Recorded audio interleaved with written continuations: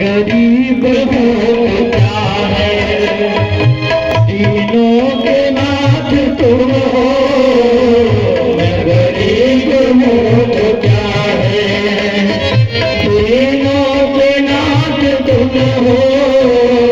मैं गरीब हूँ तो क्या है, तीनों के नाथ तुम हो।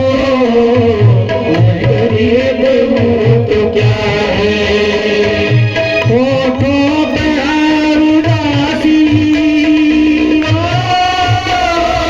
भटक रहा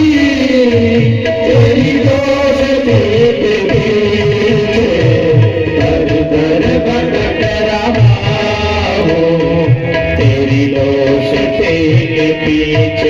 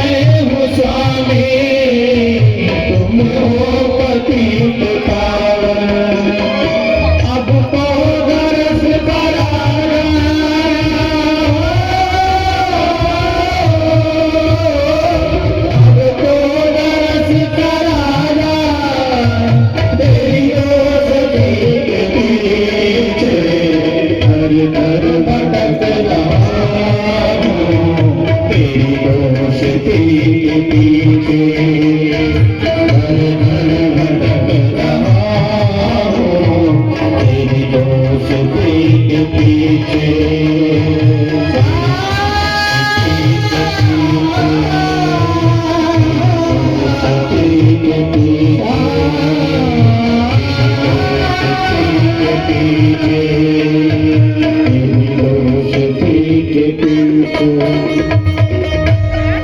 दर दर भटक रहा हूँ तेरी दोस्ती के पीछे। सुखदेव जी कहते हैं परीक्षित, सुदामा जी महाराज चावल की पोटली लेकर के निकले, जाना है द्वारिका, रास्ता भटक जाते हैं, भूख लगती, प्यास लगती, भूख लगती है, प्यास लगती है, जिंदगी अब उदास लगती है, कैसे आऊं मैं द्वारिका तेरी आस भी अब निराश लगती है। सुखदेव जी कहते हैं परीक्षित, सुदामा जी का शरीर सूख जाता है, भूख प्यास से व्याकुल है, रास्ता भटक जाते हैं। एक छोटी सी नदी पड़ी, नदी को पार करना था। सुदामा जी महाराज तैरना तो जानते नहीं थे। सज्जनों, केवट नौका लेकर के आया, पूछा बाबा आपको जाना कहाँ है? लोगों ने कहा, सुदामा जी ने कहा मुझे नदी के उस पार जाना है भैया। केवट ने सुदामा जी को अपनी नौका में बैठाया। जब नौका चल पड़ी, केवट ने पूछा बाबा आपके पास उतराई देने के लिए है? सुदामा ने कहा भैया मेरे पास तो नहीं है। भैया तो मुझे इसी पार उतार दे। केवट ने कहा बाबा आप जैसे लोगों को तो मैं बिना उतराई लिए ही उस पार उतार देता हूं। केवट नदी के उस पार उतारा। पूछा सुदामा जी ने भैया यहाँ से द्वारिका कितनी दूर है? केवट ने कहा बाबा दूरी तो ज्यादा नहीं है, लेकिन आपका शरीर ऐसा लग रहा कि आपको 2 महीना लगेगा। सुदामा जी ने सोचा कन्हैया तो इतनी दूर जाकर के बस गया।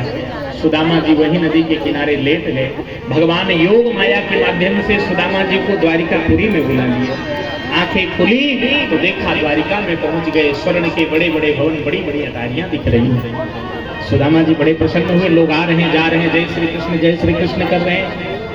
एक से पूछा भैया ये कौन सी नगरी है? उसने कहा ये द्वारिकाधीश कृष्ण की नगरी है। दिशो विदमितो परस्परम बने गृहीत हस्ता परिपत्रिमातुरा। बाबा बड़े प्रसन्न हो गए सुदामा जी कि मैं द्वारिका आ गया। भैया द्वारिकाधीश रहते कहाँ हैं? लोगों ने कहा बाबा वो जो सबसे बड़ा महल दिखाई दे रहा है तो वो द्वारिकाधीश कृष्ण का है। सुदामा जी महाराज उस भवन के समीप आए। भगवान के द्वारपाल खड़े थे। सज्जनों, जय और विजय। जैसे सुदामा जी ने जय और विजय ने सुदामा जी को देखा, चरणों में लेट गए। द्वारपाल जय विजय सुदामा जी के चरणों में लेट गए, साष्टांग प्रणाम किए हैं। आजकल दिखाया जाता है कि द्वारपाल धक्का मार के सुदामा जी को गिराए हैं। सज्जनों विचार करिए, जो द्वारिकाधीश कृष्ण का सेवक होगा, जो भगवान का द्वारपाल होगा, क्या वह कभी किसी भक्त का अपमान कर सकता है? नहीं। जय विजय ने भगवान सुदामा जी के चरणों में साष्टांग प्रणाम किया है। सुदामा जी ने कहा भैया अपने द्वारिकाधीश कृष्ण से कह दो उनके बचपन का सखा मिलने के लिए आया है। जय विजय ने कहा बाबा भक्त को, ब्राह्मण को, संत को भगवान से मिलने के लिए आज्ञा नहीं लेनी पड़ती है, लेकिन भगवान अभी अभी अपने शयन कक्ष में गए हैं, मैं भगवान से निवेदन करके आता हूँ। सज्जनों, भगवान के द्वारपाल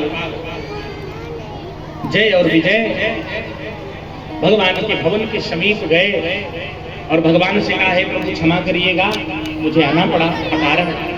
प्रभु एक निवेदन करने के लिए आया हूँ। क्या?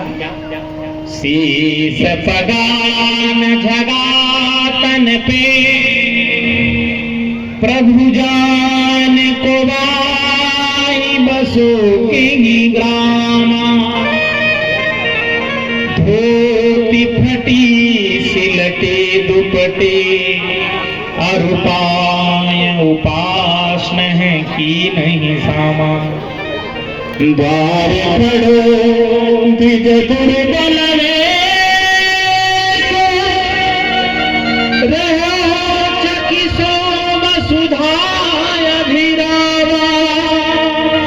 पूछत दीन दयाल धाम बतावत आपनो नाम सुदामा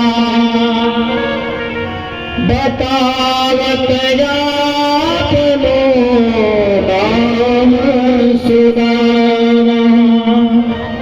जैसे द्वारिकाधीश कृष्ण ने सुना मेरे बचपन का सखा सुदामा मिलने के लिए आए, द्वारिकाधीश कृष्ण दौड़ते हुए नंगे पांव जाते हैं। पूरे नगर में शोर हो गया। भगवान ने दौड़ करके सुदामा जी को अपने हृदय से लगा दिया। पूरे नगर में शोर हो गया, ऐसा कौन आया है मिलने के लिए जिससे द्वारिकाधीश कृष्ण नंगे पांव गए हैं मिलने के लिए। भगवान का पटका नीचे गिर गया, मानो कहना चाहते हैं भगवान पृथ्वी से कि हे देवी आप चिंता न करो, एक मेरा भक्त आया है मिलने के लिए। भगवान दौड़ करके सुदामा जी को हृदय से लगाए, लेकर के भगवान राजभवन में आए।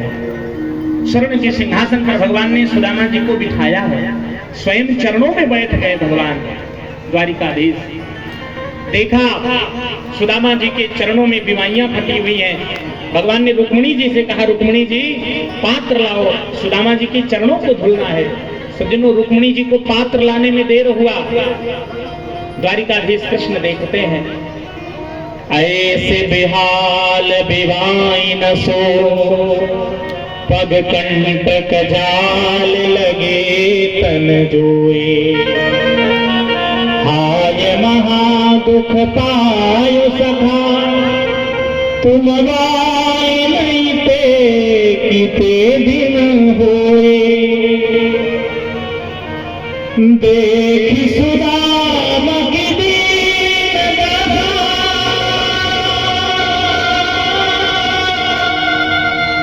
करुणा करके करुणानिधि रोए, पानी परात को हाथ छुयो नहीं, नैनन के जल सो पग धोए। आज भगवान द्वारिकाधीश के नेत्रों से मानो गंगा यमुना की धार निकल पड़ी। भगवान अपने नेत्रों के आंसुओं से सुदामा जी के चरणों को धुलने लगे। देवी रुक्मिणी को पात्र लाने में देर हुआ ना, पात्र लाने में देर हुआ। भगवान अपने नेत्रों के आंसुओं से सुदामा जी के चरणों को धुलते हैं।